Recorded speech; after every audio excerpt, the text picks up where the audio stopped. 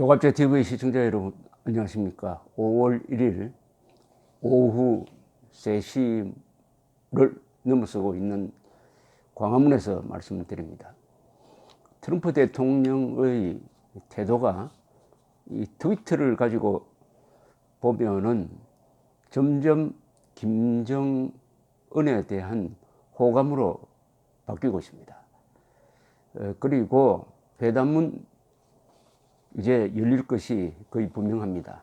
회담 장소가 어디냐? 최근 며칠 사이에 판문점 이야기가 나왔습니다. 트럼프 대통령도 판문점이 어떻겠느냐 해가지고 트위터를 통해서 여론을 떠보는 글을 올렸습니다. 이게 우리로서는 좀 불길합니다. 판문점에서 만나는 것 자체가 트럼프 대통령이 정치적 쇼를 생각하고 있다는 뜻이죠. 판문점이란 그 역사적 배경으로 해가지고 판문점에서 만나면은 일단 김정은과 한반도 평화, 북핵 문제에 대해서 합의를 해야 된다는 전제가 성립이 됩니다. 판문점에서 만나면서 중간에 자리를 박차고 일어나서 나올 수는 없는 거죠. 싱가포르나 울란바토르도 아직도 후보지로 여겨지고 있는데 그런 데서 만나면 진지하게 이야기할 수 있습니다. 그러나 판문점은 기본적으로 이번도 그렇지만은 북한이 무대 장치를 하고 트럼프를 조종할 수 있는 하나의 무대 장치가 성립된 곳입니다. 트럼프 대통령이 판문점에서 만난다고 한다면 그 결과도, 회담 결과도 대충 유추해 볼 수가 있습니다. 지금 한국의 북한 문제 전문가들이 한결같이 걱정하고 있는 것이 있습니다. 천영우 전 안보수석 등이 걱정하고 있는 악몽이라고 할 정도의 걱정은 뭐냐 하면은 트럼프 김정은 회담에서 한국의 안전이 도외시되는 겁니다. 무시되는 것이죠. 즉 쉽게 말하면은 트럼프와 김정은이 이런 합의를 하는 겁니다. 즉 미국을 위협하는 장거리 미사일은 더 이상 개발하지 않을 뿐만 아니라 실전 배치를 하지 않는다. 실전 배치하지 않는다. 그리고 여기에 대해서 미국이 의심을 한다면은 사찰까지 허용할 용의도 있다. 사찰한다는 것은 ICBM 발사 장소라든지 이런 것을 공개하는 것이겠죠. 그러면서 핵실험을 하지 않는다는 약속은 이미 했으니까 지난 20일 북한 노동당 중앙위원회 전원회의 이름으로 결의사항으로 했으니까 그것을 더 또 드라마틱하게 만들기 위해서 지금 예고된 대로 풍계리 실험장 폐쇄를 언론에 그 상황을 공개하겠다는 겁니다. 이 핵실험 전면 금지 조약이라는 게 있습니다. CTBT라고 하는데 여기에 북한이 가입을 하는 것이죠. 가입하겠다고 신청하는 겁니다. 이거는 이중의 효과가 있는데 핵실험 전면 금지 조약에 가입하는 나라는 다 핵보유국입니다. 그러니까 핵보유국 행세를 하겠다는 것이죠.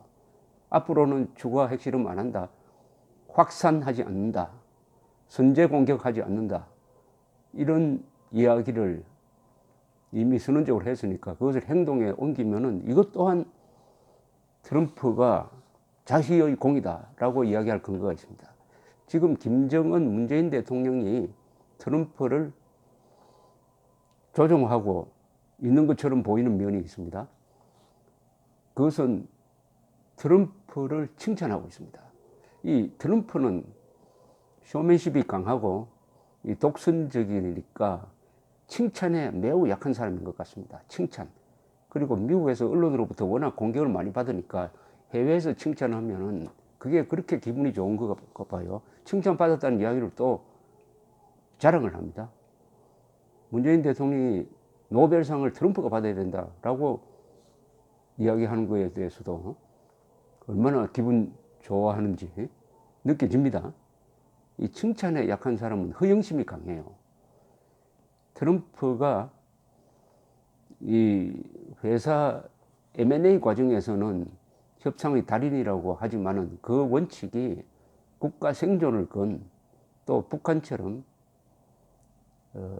사생결단으로 나오는 자와 대결해가지고 꼭 이긴다고 볼 수가 없습니다. 대부분의 경우는 사생결단으로 나오는 사람을 아무리 강한 사람도 당할 수가 없어요.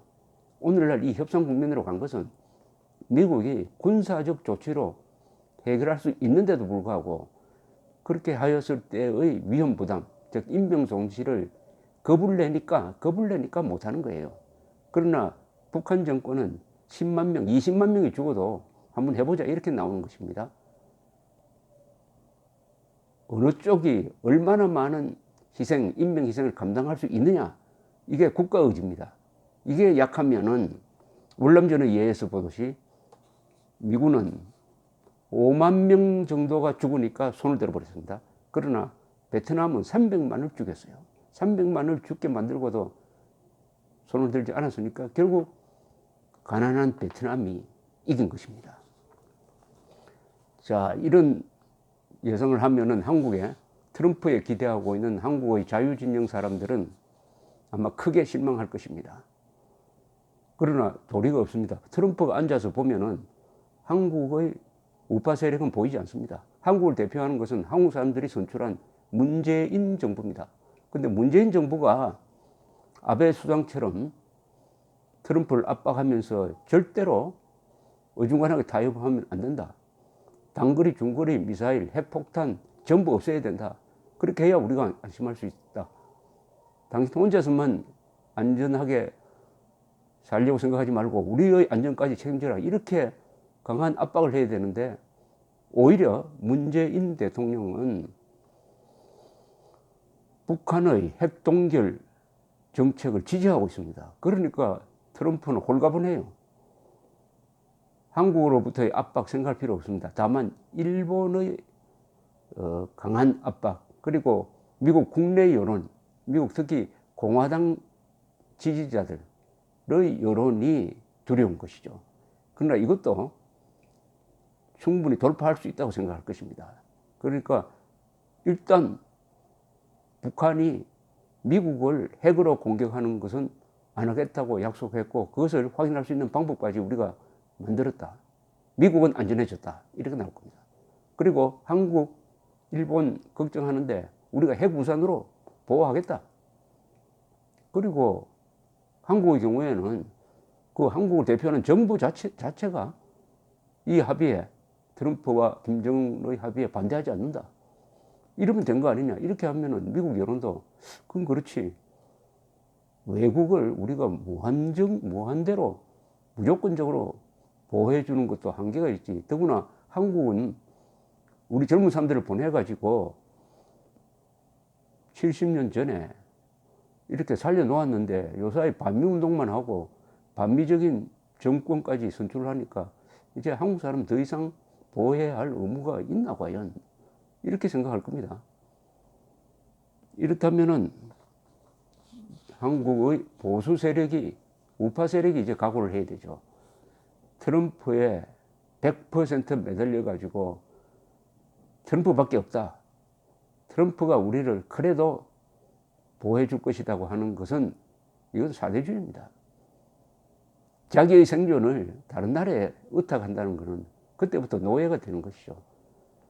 한국의 우파는 벼랑에 서 있습니다, 지금. 근데 벼랑에 서 있으면서도 벼랑에 서 있다고 생각하지 않고 아직도 의지할 때가 있다고 생각합니다. 의지할 데 없습니다. 5천만 국민의 안전을, 더구나 막강한 경제력을 가지면서 결심만 하면은 우리를 지킬 수 있는 수단이 있는데도 불구하고 그 수단을 행사하지 않고 이렇게 코너로 몰려가지고 트럼프 대통령 살려주세요. 문재인 정권을 견제해 주세요. 라고 하는 게 이게 말이 됩니까? 그건 노예 근성입니다. 이제 우리를 지킬 사람은 우리밖에 없습니다. 한국의 우파 세력은 완전히 벌거벗고 있습니다. 핵전 무장 해제, 적전 무장 해제되어 있습니다. 살려면 싸워야 합니다. 싸우기 싫으면 노예로 살 준비를 하는 게 현명하다고 생각을 합니다. 이 지경으로 온 과정을 간단하게 설명을 하면은 지난 4월 12일 폼페오 당시 CIA 부장에 대한 국무장관 인준 청문회에서 상원 외교위원회가 주관하는 청문회에서 폼페오 지명자는 아주 묘한 이야기를 했습니다. 미북 회담을, 미북 최고위급 회담을 통해서 핵 문제에 대해서 포괄적 합의에 도달할 것이라는 환상을 갖고 있지는 않다. 한국과 일본 등 동맹국들에 대하여 전략적 억지 체계를 계속 제공하는 것 또한 분명히 해야 하지만은 미국에 대한 핵 위협을 다루는 게 회담의 목적이다라고 딱 정리를 했습니다. 이건 뭐냐면 이번 회담을 통해서 단숨에 김정은과 모든 것을 해결할 수는 없다. 그리고 동맹국도 중요하지만은 그건 부차적인 것이고 가장 먼저 다루어야 될 것은 미국 본토에 대한 핵 위협을 막겠다는 게 제1차적인 목표다. 이렇게 이야기를 했습니다. 이 이야기를 한 시점이 중요해요. 이게 4월 12일인데 나중에 밝혀졌습니다. 이 4월 18일에 보도를 통해서 밝혀진 것은 이 폼페오가 이미 3월 31일에서 4월 1일 사이에 북한을 방문해가지고 김정은과 장시간 만나서 트럼프 김정은 회담에 대해서 심도 있는 이야기를 했다는 것입니다. 그 이야기를 하고 나서 돌아온 거예요. 와서 청문회에서 이런 이야기를 한 겁니다. 그러면 그때 김정은의 의도를 알았다는 거죠. 김정은이 어디까지 양보할 수 있느냐. 그것을 참고로 해가지고 우선 이번 만나면은 미국에 대한 위협을 차단하는데 제일 목표를 두겠다. 이렇게 이야기를 한 겁니다. 그것을 가장 유심히 봤을 사람이 누구겠습니까? 바로 김정은이죠. 거기에 대해서 답을 내놓았습니다. 김정은이가. 폼페오를 만나고 폼페오는 그 이야기를 트럼프한테 전했으니까 뭐라고 답을 냈느냐? 그 답이 바로 지난 4월 20일 북한 노동당 전원회의 결정문입니다. 그 결정문은 뭡니까? ICBM 시험 더 하지 않는다.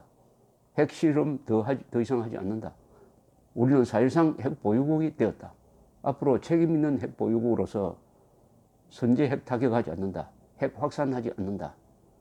이런 등등의 약속을 했습니다. 바로 폼페오의 이야기에 대한 화답 그것이죠. 화답. 그런데 여기에 대한 반응이 트럼프 대통령의 반응이 좋았습니다. 환영한다는 것이었어요. 그 벌써 서로 교감이 이루어졌다는 사실이죠.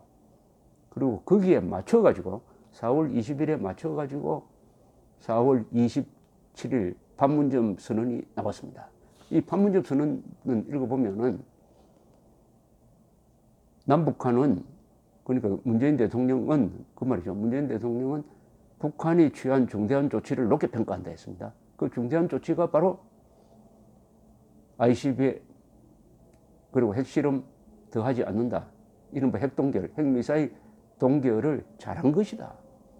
잘한 것이라고 확인을 했어요. 그런데 트럼프 대통령은 이 문재인 김정은 회담을 높게 평가하고 문재인 대통령이 트럼프 대통령한테 70분 동안 통화를 하면서 설명을 해 주었습니다. 거기에 대한 반응이 상당히 좋아요. 트럼프. 좋다는 것은 바로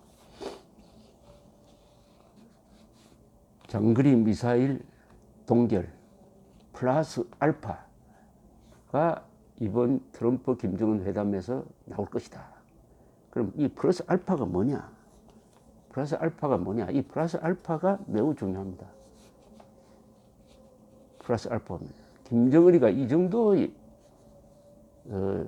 이른바 양보를 할지도 모르죠. 자꾸 우리를 의심을 하는데 좋다. 검증 한번 해봐라. 검증 한번 해봐라.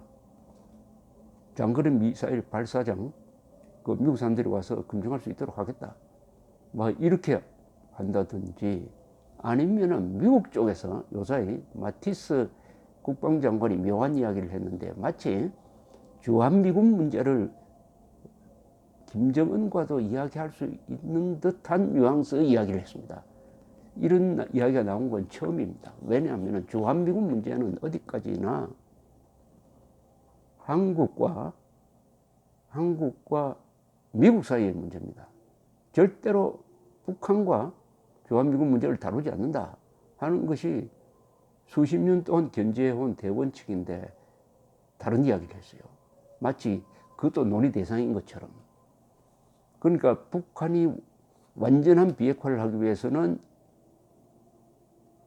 미국이 체제 보장을 해줘야 된다는데 그 체제 보장 중에 하나가 주한미군 철수 또는 주한미군의 역할 변경 등등인 것입니다.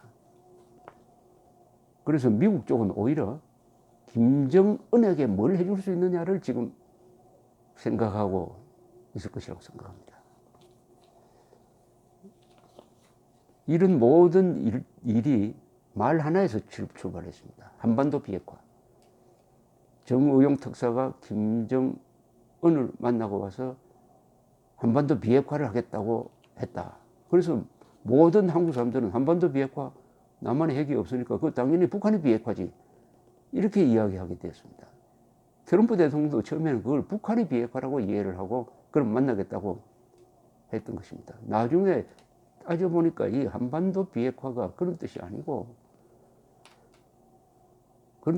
사실상 한미동맹 해체, 주한미군 철수, 해국산을 제공하는 것도 하지 않는다는 것까지 포함하는 이것을 북한에 대한 체제 보장이라든지 뭐 이런 말로 돌려가지고 사용하는 말이구나 하는 것을 뒤늦게 알게 되었는데 이 한반도 비핵화가 계속 그대로 그 이름 그대로 굴러가고 있습니다. 이런 오해를 없애기 위해서 많은 전문가들이 저도 포함됩니다만 이제는 비핵화란 말을 바꿔야 된다. 그건 북핵 폐기라고 불러야 된다. 북핵 폐기라고 하면 오해가 없습니다. 비핵화라고 하면은 북한처럼 한반도 비핵화, 한국도 한반도 비핵화, 한국은 북핵 폐기를 의미하는데 북한은 그보다 순결 조건으로 주한미군 철수, 한미동맹 해체를 의미한다. 북핵 폐기로 우리가 용어 통일을 해야 되겠다고 생각합니다. 저부터 비핵화를 앞으로 북핵 폐기다 이렇게 부르려는 생각을 갖고 있습니다. 서두에 말씀드렸지만 이제 한국의 자유진영 사람들은 이 거대한 변화의 한복판에서 완전히 난파된 배에 타고 있는 느낌이 들 것입니다. 이렇게 온 데 대해서는 좌파가 나쁜 짓만 해서 이렇게 된 게 아니고 우파도 실수도 하고 비겁한 행동을 많이 한 결과입니다. 한국의 위기가 생기면은 우리는 항상 미국 쪽으로 봤습니다. 또는 이승만, 박정희 같은 훌륭한 지도자가 뭘 해주기를 바랐습니다.